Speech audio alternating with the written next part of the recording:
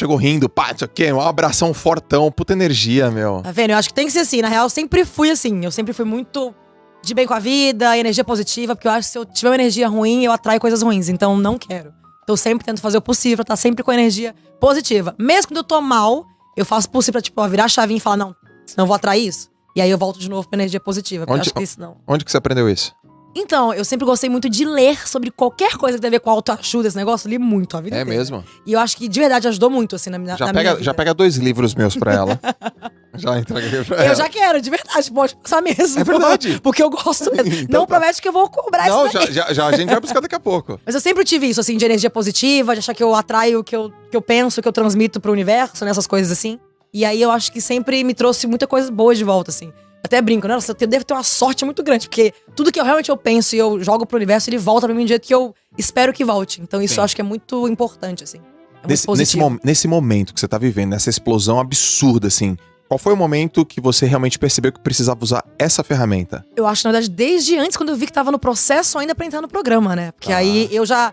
É engraçado, a gente tem um processo grande, assim, né? De até você chegar no programa. E você só descobre mesmo que vai entrar no dia que eles vão te confinar. Ninguém avisa nada pra gente, né? Foi aquela coisa mesmo sem saber o que vai acontecer. E eu falava pra minha mãe, eu vou entrar. Esse ano eu vou entrar. Porque foi a 5ª vez que eu me inscrevi. E aí...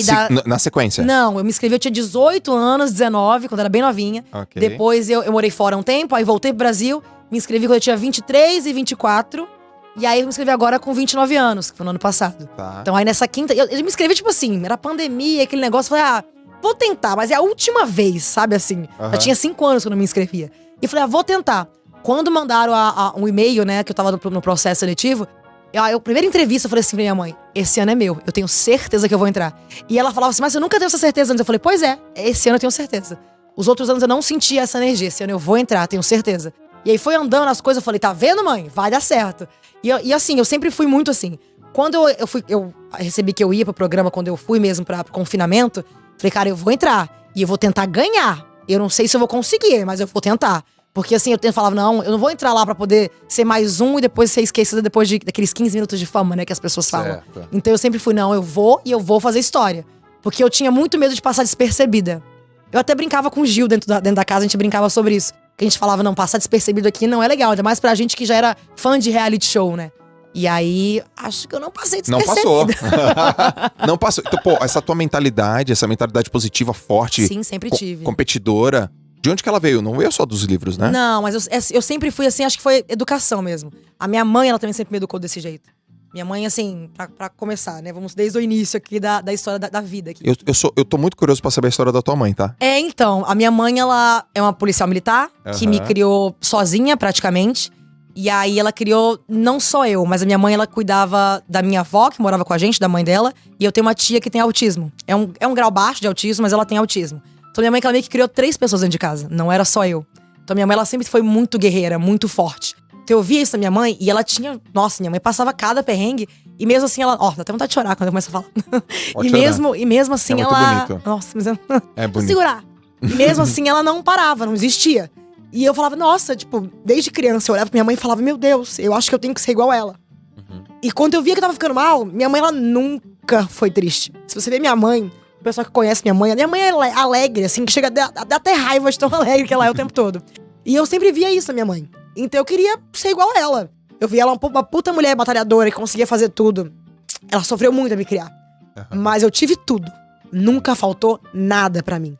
Então, por exemplo, quando eu tava pra me formar na faculdade, eu fiz publicidade e propaganda. E eu lembro que eu ia pra fazer o último semestre. E uma professora minha, que foi até minha conselheira no TCC. E ela falava bem assim pra mim, se você puder ter oportunidade de morar fora do país, vá. Porque vai mudar o seu currículo completamente. Certo. E você já é muito boa aluna, se você for e você voltar, eu tenho certeza que você vai estar muito bem na vida profissional.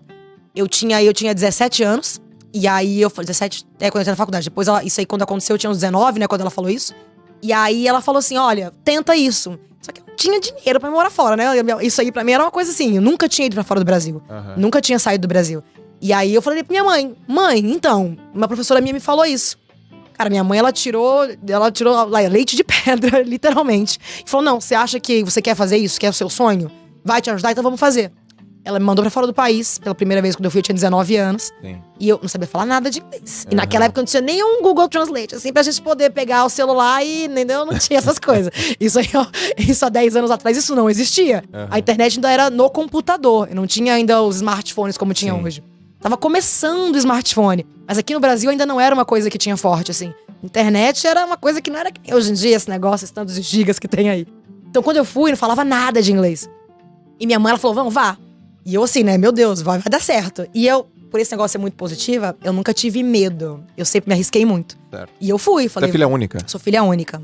Sou filha de mãe e de pai, sou filha única. Cadê teu pai? Sou filha única daquele jeito assim que tem... Minha mãe queria me mimar, mas eu também não deixava. Tua mãe te criou sem seu pai não tava perto? Não tava. Mas assim, eles sempre estiveram juntos. Meu pai e minha mãe namoraram a vida inteira. Entendi. Eles se casaram tem 5 anos. Eu vi uma foto da tua mãe e sua... Eu acho que é você beijando a testa dela ou ela beijando a tua... Sim, uma foto que a gente tirou bem na semana que eu vi ela, linda, assim linda. que eu saí do Big Linda. Brother. Deu pra ver a relação forte que vocês têm, né? A gente tem. Sabe por que eu pergunto da tua mãe? Porque nenhuma mulher que chega igual você, falando do jeito que você fala, positivo do jeito que você fala, veio... Não trouxe isso de alguma herança, entendeu? Se você vê, e eu até brinco que eu sou uma versão polida da minha mãe, porque ela é muito mais assim do que eu, muito mais, sabe, muito mais alegre, fala muito mais. Nossa, de verdade, se algum dia vocês barrar com ela em algum lugar ou ver algum vídeo dela, sabe, que é uma coisa fora do comum, assim. Tanto que as pessoas que conheceram, ela falaram, gente, eu tenho que criar um canal pra ela. Eu falei, mas minha mãe nem gosta das coisas, ela nem gosta de aparecer. Só que ela é tão espontânea que ela prende a atenção da pessoa quando ela começa a falar. Policial. Ela é policial militar. E aí eu tive essa garra e foi dela. E foi bem isso daí, ela me educou pra sempre querer o melhor, tentar e nunca me deixar abater por nada. E eu via isso dela desde sempre. Eu via minha mãe passando vários perrengues e ela não corria atrás de ninguém pra pedir ajuda. Ela nunca foi de se fazer de vítima. Animal. Então, assim, quando eu vejo a minha mãe, nossa, eu posso estar aqui, ó, na bosta, na lama. Eu jamais vou falar pra alguém que eu tô. Não vou. Se alguém... Isso é força? Isso é orgulho? É um pouco dos dois? Eu acho que isso, na verdade, ele é uma barreira que eu crio mesmo pra não me deixar ficar fraca na frente das pessoas. Eu acho que, assim, eu não gosto que as pessoas me vejam como uma pessoa fraca. Nunca gostei. E eu acho que é por causa da educação mesmo, que a minha mãe, ela sempre teve essa força junto com ela. E aí eu tentei pegar isso pra mim. E que eu sempre admirei, então por que eu não pegar isso pra mim, sabe? Perfeito. E aí quando eu vejo que eu tô começando a ficar mal, que eu tô querendo entrar numa depressão, alguma coisa do tipo assim, eu já seguro a onda e falo, opa, tá ficando maluca? O que é isso? Não.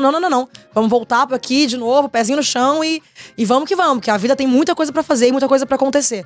Mas isso é coisa da minha mãe, a educação dela mesmo. E a tua mãe deve ter te ensinado muita coisa com relação, por exemplo, a observar cenários, a ser estratégica. Eu quero que você me conte um pouco disso. Assim, tua mãe te ensinou isso, porque ela tem que te mostrar isso, porque senão ela não consegue ter uma performance profissional na polícia, né? Sim. Onde que você aplicou isso? Você aplicou isso nos negócios, na vida, nos relacionamentos, nos vínculos, na casa, em tudo? Em tudo. A minha mãe, eu acho que... Eu não sei se é por ela ter esse negócio policial mesmo.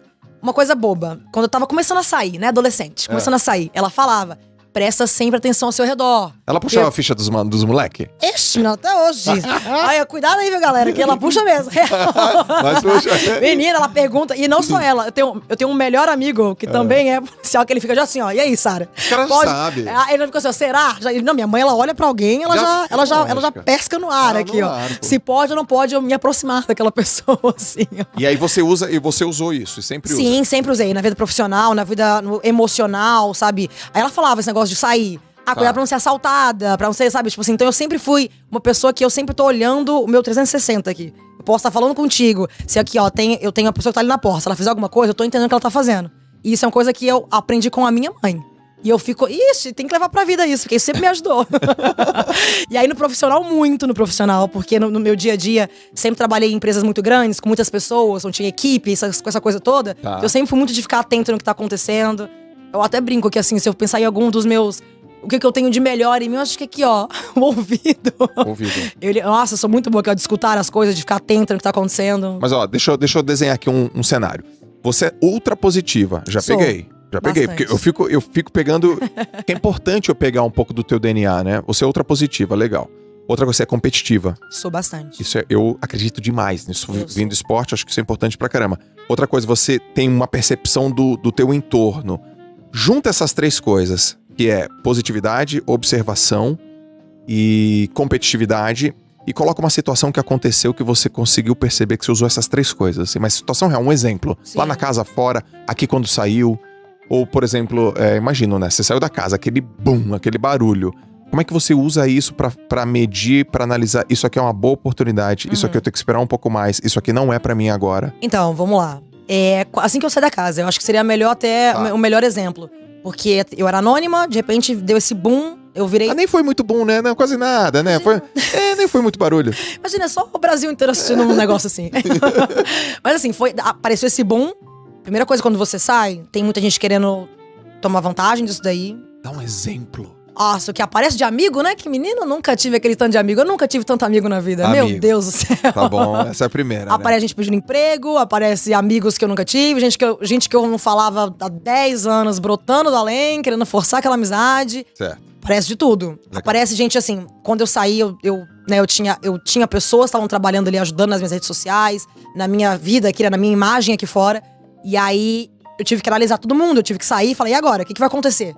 E eu acho que isso sempre me ajudou muito, porque eu sou muito observadora. Tá. Até que eu falo pro pessoal da minha equipe, eu não preciso ter ninguém que tenha experiência no que tá fazendo.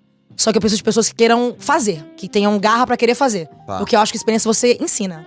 Você ensina, você não tem, quando você vai ter seu primeiro emprego, você não tem experiência, mas você quer tanto fazer aquilo que você aprende. Tá. Então eu peguei pessoas, eu olhei as pessoas que estavam ali, de todo mundo que estava ao redor, quem queria entrar, sabe assim, tudo que estava acontecendo. E bom, vamos lá, o que eu acho que vale a pena ou não? Apareceu gente que tinha muita experiência, que quando você começa a olhar, opa, mas é uma experiência que a pessoa querendo mais crescer em cima de mim do que, de fato, ajudar. É só colocar um nome ali que tá trabalhando junto, alguma coisa do tipo. Então acho que tudo isso eu coloquei na balança, fui olhar. Conseguiu perceber? Sim, a gente consegue perceber.